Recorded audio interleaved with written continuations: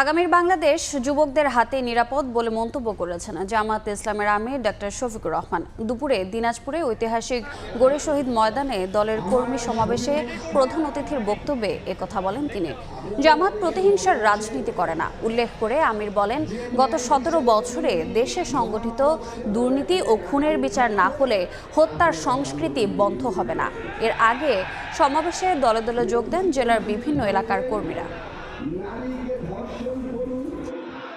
কারো জমি দখল করুন, আপনি ইসলামী তার বুকে তার পেটে আমাদেরকে ধারণ করে রেখেছিলেন সবচেয়ে কষ্টের। খুনের বিচার যদি না হয় তাইলে খুনের সংস্কৃতি বন্ধ হবে না। লুটপাটের বিচার যদি না হয় লুটপাটের সংস্কৃতি বন্ধ হবে না। চাঁদাবাজদের বিচার যদি না হয় চাঁদাবাজি বন্ধ হবে না। ঘুষখোরের বিচার যদি না হয় ঘুষখোরি বন্ধ হবে না।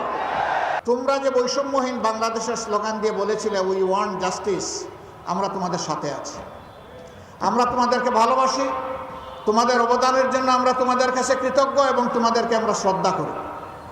তোমরা আমাদের অহংকার, তোমরা আমাদের গর্ব। আগামীর বাংলাদেশ ইনশাল্লাহ আমরা তোমাদের হাতে তুলে দিতে চাই।